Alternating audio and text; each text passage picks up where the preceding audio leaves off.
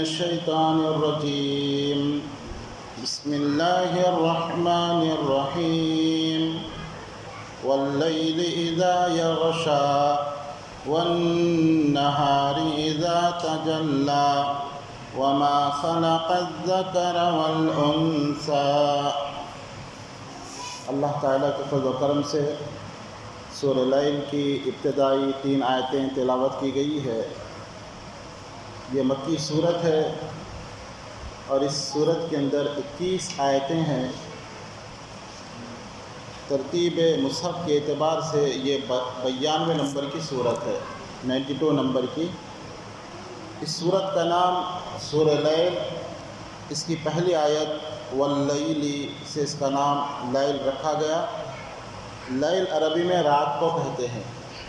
اللہ تعالیٰ نے یہاں رات کی قسم کھائی، فرمایا واللیل، واو یہ حروف قسمیہ ہیں۔ واللیل قسم ہے رات کی، اذا یغشا جب چھا جائے۔ کس چیز سے چھا جائے اللہ نے اس کا ذکر نہیں کیا۔ ہو سکتا ہے اندھیرے سے چھا جائے، یہ مطلب اس کا ہو سکتا ہے کہ رات ہوتی ہے تو ہر طرف اندھیرا ہی اندھیرا چھا جاتا ہے، تو اللہ تعالیٰ نے کہا کہ قسم ہے رات کی جب یہ چھا جائے۔ رات اللہ کی نعمتوں میں ایک عظیم نعمت ہے، اس لیے کہ رات میں انسان عبادت کرتا ہے۔ آپ دیکھیں مغرب کی نماز، مغرب سے رات شروع ہو گئی، مغرب کی نماز رات میں ہوتی ہے، عشاء کی نماز بھی رات میں ادا کی جاتی ہے۔ اور بہت سارے اللہ کے نیک بندے ہوتے ہیں جو تہائی رات کے بعد اٹھتے ہیں اور تہجد کی نماز ادا کرتے ہیں، اللہ کو پکارتے ہیں، تنہائی میں یاد کرتے ہیں۔ جیسے حدیث میں آتا ہے کہ جب رات کا تیسرا حصہ ہوتا ہے اللہ تعالیٰ آسمان اول پر نزول فرماتے ہیں، اور اللہ کا نزول فرمانا برحق ہے۔ کیفیت اللہ کے حوالے، کیسے نزول فرماتے ہیں؟ اللہ کی شان کے مطابق اللہ نزول فرماتے ہیں، اور پھر اپنے بندوں سے اللہ سوال کرتے ہیں، ہائی کوئی مجھ سے مغفرت طلب کرنے والا میں اس کو معاف کروں، ہائی کوئی مجھ سے روزی طلب کرنے والا میں اس کو روزی دوں، ہائی کوئی مصیبتوں سے نجات حاصل کرنے والا میں اس کو مصیبتوں سے نجات دوں۔ اللہ پکار رہے ہیں اور ہم لوگ سو رہے ہیں، اور پھر دن میں اٹھ کر بے روزگاری کا رونا روتے ہیں کہ بھئی کام نہیں چل رہا ہے، روزی نہیں مل رہی ہے۔ اللہ اپنے بندوں سے پکار رہے ہیں، ہے کوئی مجھ سے مانگنے والا میں اس کو عطا کروں۔ تو نیک بندے، اللہ کے نیک بندے رات میں اٹھتے ہیں، تنہائی میں جاتے ہیں، اللہ کے علاوہ ان کو کوئی دیکھنے والا نہیں ہوتا، ان سے اللہ کا تعلق ہوتا ہے، اکیلے میں بیٹھے ہوئے ہیں، رو رہے ہیں، گڑ گڑا رہے ہیں، اللہ سے معافی مانگ رہے ہیں۔ اللہ نے ایسے بندوں کے قرآن کے اندر تعریف کی۔ سورہ سجدہ میں فرمایا تتجافی جنوبہم عن المضاجع، یہ لوگ ان کے کروٹیں ان کے بستروں سے الگ ہوتے ہیں۔ لوگ نرم و گرم لحاف میں سو رہے ہیں، لیکن یہ لوگ اللہ کے حضور سجدہ کر رہے ہیں۔ یدعون ربہم خوفا و طمعا، اور یہ اپنے رب کو پکارتے ہیں خوف اور امید کے ساتھ۔ ومما رزقناہم ینفقون، اور ہم نے جو روزی دی ہے اس میں سے خرچ کرتے ہیں۔